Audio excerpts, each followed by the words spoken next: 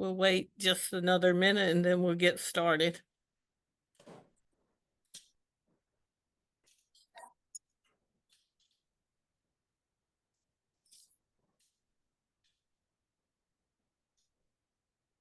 It's a quiet bunch today.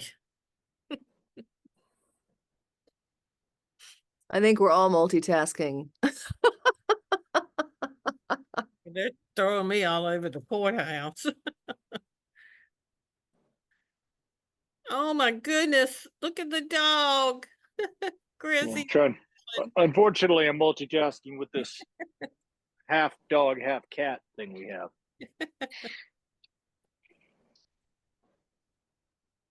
Don't tell me it purrs. No, but it's pretty close otherwise. He doesn't shed. He has to be like groomed.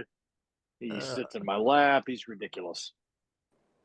I used to have a basset, like a big smelly basset hound, with like big floppy ears that would sort of drool everywhere. And now I have this guy. Well, he's cute. He's a good boy.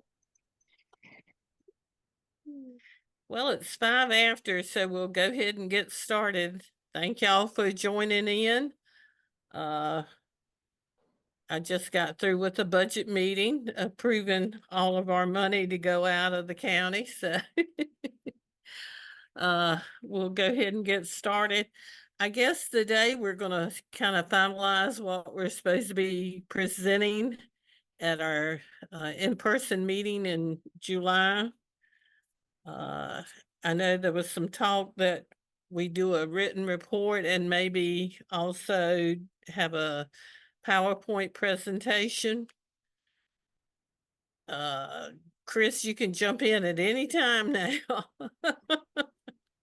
I'm not I had given the presentation when we had the Zoom meeting for the different chairs, and I just went over what we had discussed about the redistricting that Andy had done and how we felt like our recommendations were to make sure we followed the Constitution and make sure drawing lines were not to favor one group or another group. And then we talked about the future of elections in North Carolina, the unaffiliated voters, and I know Carolina had given an example of Burke County, and that was given. So we had also discussed about candidacies and for fact sheets about running for re-election, not re-election, got that on my mind, running for election, about the fees and different things. So y'all jump in with your thoughts and what y'all want to present in July.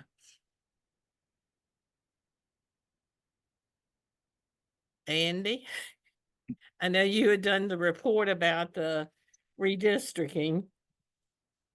Well, I mean, obviously the redistricting, but I think at some point we should probably come to a conclusion. I don't know if, I kind of took it upon myself to do the redistricting thing since I had, done the talking on it before. So that seemed logical. And I don't know, and it is kind of late in the game.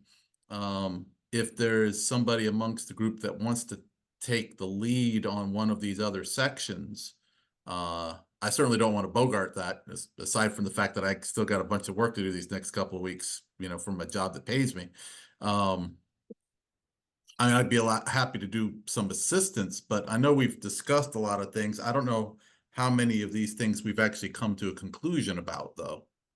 And that's what we would need before we could say, hey, Caroline, why don't you write up something, just for example, write up something on how to deal with unaffiliateds running for office. Or if somebody wants to, if we want to flip the model, and once again, it's getting late in the game for that, somebody could do a draft and then, we could present that. I know Rachel had mentioned that she was going to have a template for you to go by. Rachel, are you still on? Yes, yeah. So we do have a template. I can send that out if that works for you all. I think it might be helpful if you could send out a template and kind of go from there. Also, did we get the results of the survey? Yes, so we have the results from the survey. Unfortunately, Sarah has had to step away from the commission, so she is no longer on the committee. So she won't be able to break down the results of the survey, but I can send that over to you, the link, so that you can see all the results. Or Okay. if there's someone better that I can send that to, I can do that as well. I think Chris has done some work with polling and surveys. Sure. Yeah, I'm happy to. I mean, I think send it to everybody for openness for whoever wants to see it. But I'm happy to. I think you'd send it in one of the meetings, and I looked at it briefly. I'm happy to take that. I'm on a plane on Wednesday, so it's probably a good. I can sit down for an hour and a half and just move the Have survey fun. into something presentable. Then when I land, send it to y'all. Sounds good. I can say a quick word about templates. The template for the report is pretty straightforward. It's who's on the committee, how many meetings did you have? At the end, the resources, that's where you'd attach Andy's 74-page report on redistricting, the polling results, those kind of things, those resources you used. The first part is also going to be, how does North Carolina do these things now? And, what were the discoveries there? And then you bring the areas of, discussion, improvement, other findings. We also know that you haven't come to a conclusion, that you've found areas that could be improved. But if you haven't come to a consensus as a group, that's what you say, right? We don't want you to, rush things or make something up or whatever. Just say you discussed redistricting, you think there's some good guidelines that could be considered in the future. Right now, we're going to deal with the districts we have. And right now we'll deal with the rules for unaffiliated, something to look at in the future.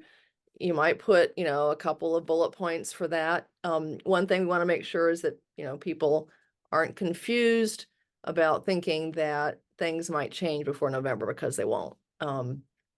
Unless some of the legislation, that can always happen, but not making any predictions there. But as far as this commission's report, we're not going to push for anything to be changed before, January, really. Even then, if they start talking about things. So the idea is to help reinforce things that are done now, and then have some points of areas of discussion that are going to have more input maybe later. Because we also are going to be getting public feedback from the Trust Elections Tour. We'll get an idea. Are people really upset about the way districting is done, or is that something nobody really cares about anymore? Like, we don't, that's going to provide some feedback as well, which would also inform the final product that comes in, December or January. Hope that helps. Oh, and for the PowerPoint, if you don't want to do a PowerPoint, you don't absolutely have to. A lot of people like having it as kind of notes to flip through to sort of form, what they're going to talk about. If you don't need it, you don't have to do one. What's y'all's thoughts on all of this?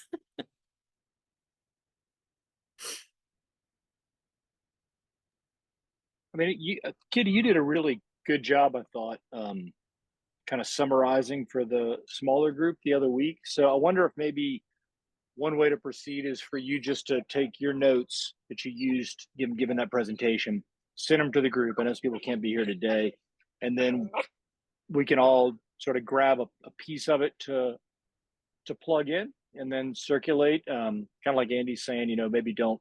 Obviously, we're not going to rewrite anything right now, but we can. We can all plug in. I'm happy to do the survey part. And I think one valuable thing we can say is like on redistricting, I think is a great example. I think, correct me if I'm wrong, we all agree the current system is pretty broken. Like, we all think that there needs to be another path forward, and it can't just be draw fair maps, right? You have to have some sort of a frame around that. And we put out Andy's report as one of many possible solutions, and move on. And I think that's something we can all get behind, and then we don't have to hash out exactly, because I don't think any of us are in the position right now to say what the exact perfect solution is. But I think we can say we need a better one, and this is something that needs more study. I think Andy's got a lot of credibility. I mean, the General Assembly calls him for a reason to testify on a lot of these things. So I think it'd be helpful if we could say, here's one of them. We're not saying we wholeheartedly endorse it, but we are saying it's something that deserves attention. And we could, I think, do the same kind of idea with the other areas too. Okay, I'm gonna that's humble good. brag real quick. I'm sorry. I should point out that most of the time I talk, it's me voluntarily going down there for public comment. I've only been called up once. Well, public comment carries a lot of weight. We just had for our budget meeting, probably about 200 teachers trying to give public comment last Monday night. So public comment does carry a lot of weight. Well, if Rachel send the template around, we'll, between Andy's report and Caroline and myself, and Chris is going to do the survey. And I'm not good at PowerPoint. If somebody, after we get it, I'll try to get it around to everybody this week, because there's a lot of committee members who are not on the Zoom call today, and see if we can get some feedback from other ones and kind of go from there. About how long would you think, Jennifer, when we meet in person, you and Rachel, 10 minutes? Yeah, if you look at probably an average of 15 minutes for each of the 11 committees, that gets you what, 3 hours? That includes Q&A. But some committees are going to go shorter, some will go longer. But that's an average of 15 minutes for each committee. And that's about twice, well, a little more than twice what you had when you did your dry run back on June the 4th. Okay. And then Jennifer, I want to make sure I'm right on this. So at that point, you and Bob and Michael and Martha and I and Rachel will take all these and then try to put it together into a uniform report that, of course, everybody have a chance to look at. But I guess I say that only to say the pressure isn't that this has to be the perfect final version. Okay. The ideas need to be there, but if there's a common splice, we don't need to be losing our minds. Absolutely. This is a draft. We anticipate, yeah. We're hoping maybe we'll be able to hire somebody to like make it all one, format, fit together, look nice. But as I said, there'll be public input still to inform it. I mean, there may be things that happen during early vote and the election that we want to use to inform, whatever we finally, come out with in the report. So, and we'll be meeting, the steering committee may meet with some of the committee leads again in the fall as things go forward to kind of flesh out a few things. Or I do think storytelling is great. So Caroline, absolutely, summarize your story about this wonderful, elected official who was just trying his little, heart out to get on the ballot, and everybody was supportive. Just, those kind of things are very helpful to illustrate what we're actually talking about. So Jennifer and Chris, you came back just in time, so I was going to put this to both of you on. This might be a question I should not ask, but I'm just going to ask it because you all probably already told us this, but what is the interest of our state leaders in this report?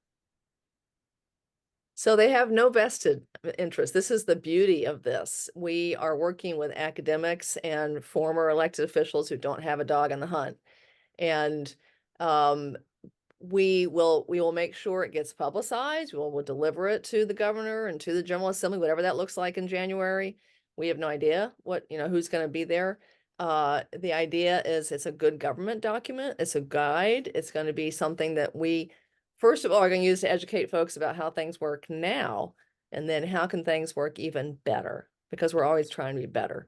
But it's not a mandate from anybody, which I think is kind of a nice thing about it, that there's still room for public feedback and input. Once it gets, presented in the media, people can react to it, and it can become part of our state continuing to move forward in legislation and whatever. Are they aware that this is going on? Or are leaders aware of it? Are they excited about getting it? I'm just kind of curious.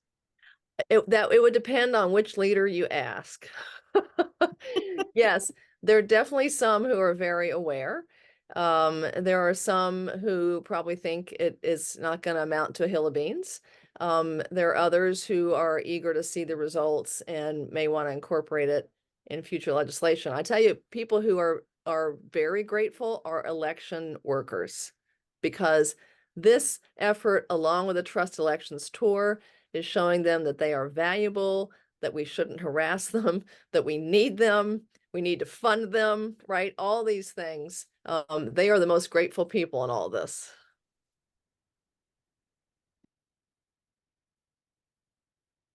Chris, you want to add anything to that? Are the academics grateful too?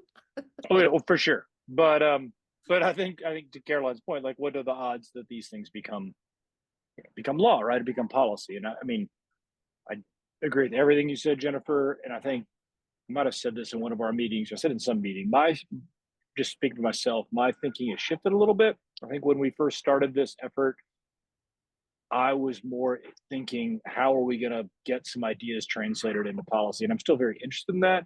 But I think I've come to realize that the fact that we have roughly 50 smart, connected people from across the state, from across ideological spectrum, who can communicate the general ideas, I kind of see that as more of a contribution than I used to. And I mean, you could say I'm sort of stacking the deck and scared that we're not going to achieve policy goals, and maybe that's partly it. But I really do think it's really important. And there's a lot of people on this committee.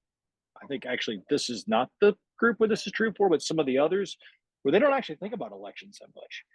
And I think they've learned so much. And so if you take somebody's running the Cherokee Hospital, Casey Cooper, all of a sudden knows things about elections he didn't know before, and people trust Casey. Like, I see that kind of trust building is a legitimate goal also. And I agree with everything Jennifer said as far as, yeah, some people are going to never look at this. Some people are going to make fun of this. Some people are going to take it seriously. And I hope that it gives some ammo in the long run for some policy changes, and in the short run increases literacy about elections.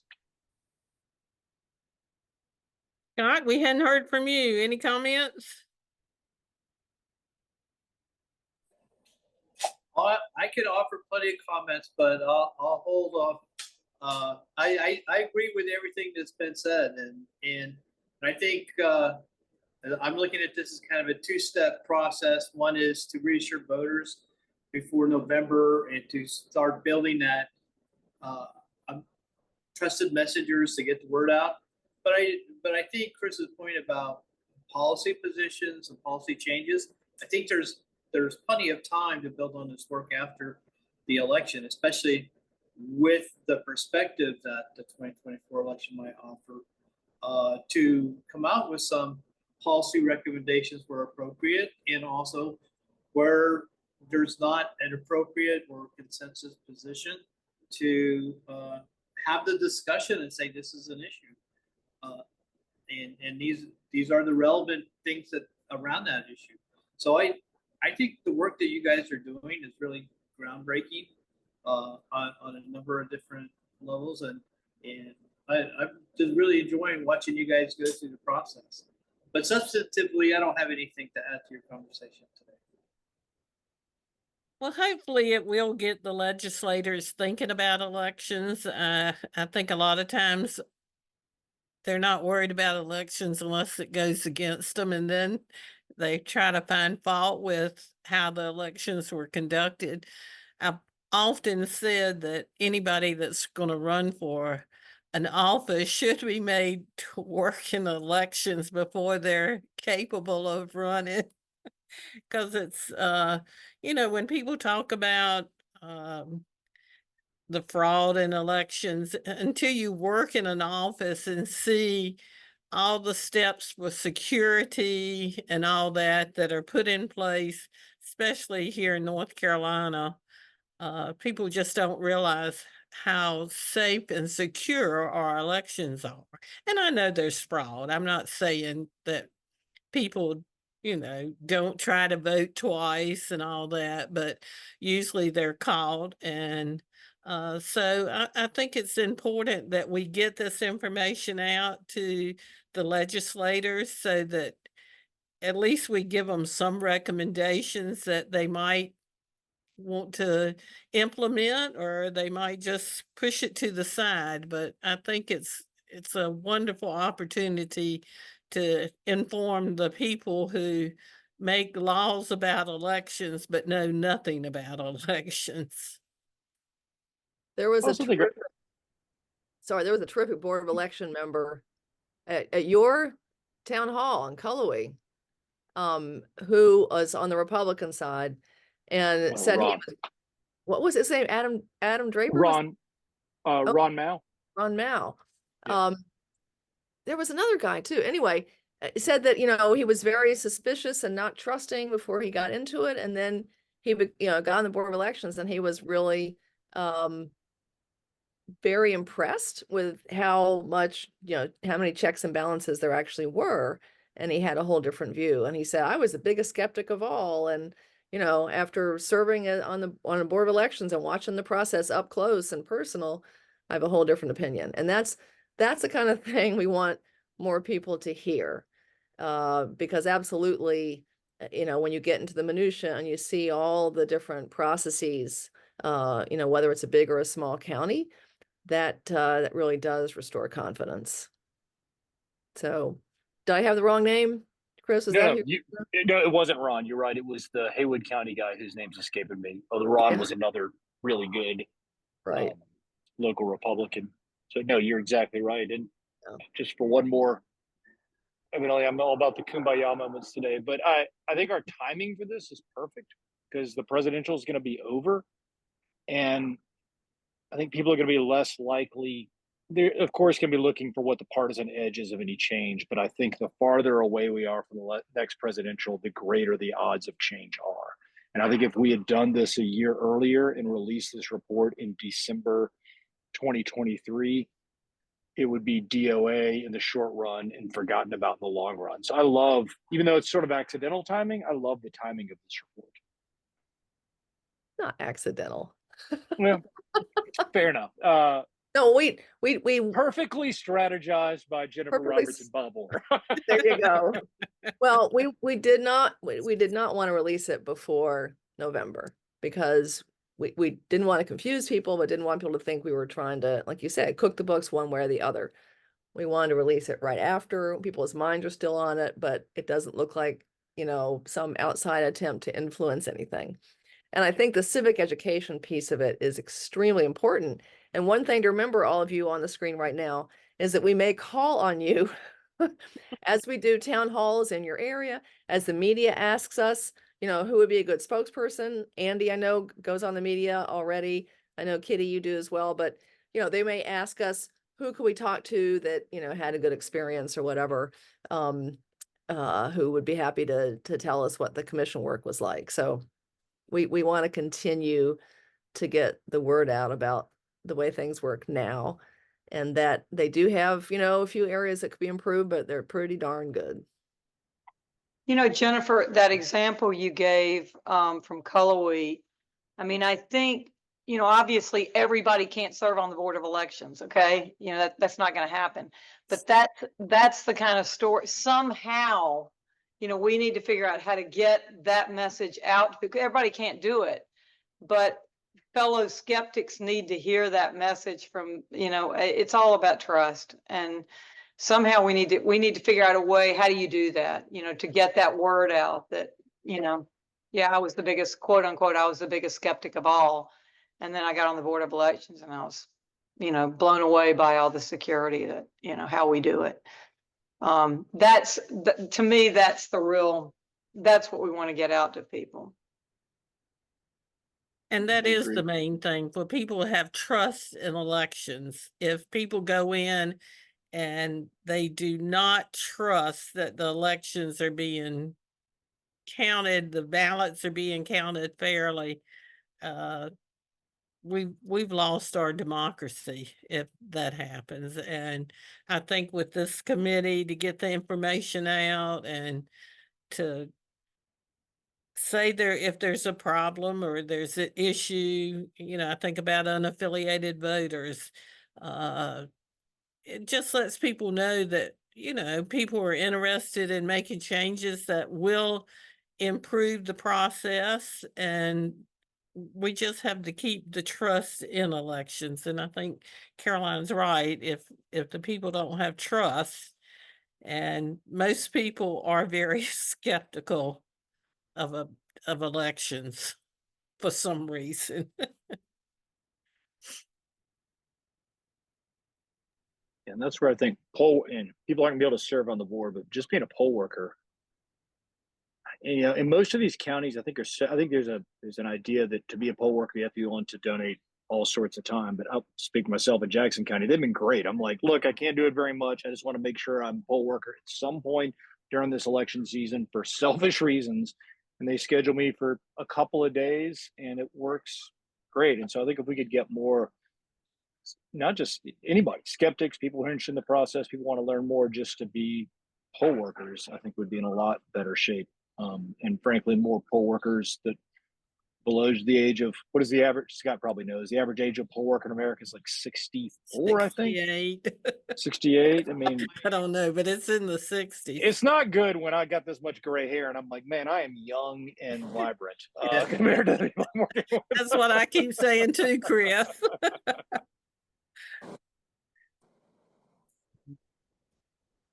Couldn't hear you, Jennifer. I said, Andy, you unmuted. Were you going to add? No, well, if we're plugging volunteer work, I would, if we're going to encourage people, another group that's close to my heart are the multi-partisan assistance team folks who go around helping people register. I think I've heard that some counties still don't have them, and they do take and the nice thing is it's even more irregular because, you just say, well, I can do X amount of days and they'll, at least in Wake County, they'll help work with your schedule on that. Oh my gosh, there was a great older gentleman again, Chris, at the one we did 2022 in Asheville that you moderated. There was a gentleman who'd been doing this for like 25 years, and he told a story about going into somebody who was their home who was disabled and how grateful they were. Do you remember? I don't remember his name either, but those are the kind of stories. Yeah. I think Henderson County, I think it was Jake from Buncombe. Anyway, yeah, all those stories are great. And I think, and Andy's point's a really good one about the multi-party assistance. I think there are, and maybe I don't know if this is the group, but I feel like somewhere in this bigger report, we should have like ways people can get involved that has those kind of opportunities and just links. Well, maybe that could be one of the findings that you have, and say that citizens need to get involved. If we have a system based upon volunteers, we have a system based upon trust. And in order for that to work, we need people to do it. So that's a finding, and that could be, an item in and of itself. Yeah, there's Rachel, you might remember one of the committee Leslie Garvin is on, talked about student interns. Which committee was that? Let me see. Anyway, she made the point last time she worked the primary. The only reason she was able to keep her polling place open is that there were student interns helping take people in and look at their list and, check them off. That she almost didn't have enough workers. And so absolutely her committee is going to talk about, I just can't remember which committee it was, but I need to remind them about the multi-party assistance team because that's a really good, people can assist voters was one of the things that committee looked at too. It's the Committee on Election Infrastructure and Administration. There we go. Yep. So I know several years ago when the state board allowed for high school students to be student assistants, we started the program here in Currituck County. We were one of the first ones in the district to start the program, and we had some of the young people who have come back and moved back to the county who have volunteered, or they tell me that, we even had one that served on the election board after he got a little older, but they were instrumental in our elections. If we didn't have them, because we were starting to use the tabulators and the computers for checking people in. And when you've got somebody who, and I'm talking about years ago, who had never touched a computer, we were blessed. We tried to have at least 2 student workers in every precinct because they were the ones who knew how to use the computers, and the older people, were scared to death of it.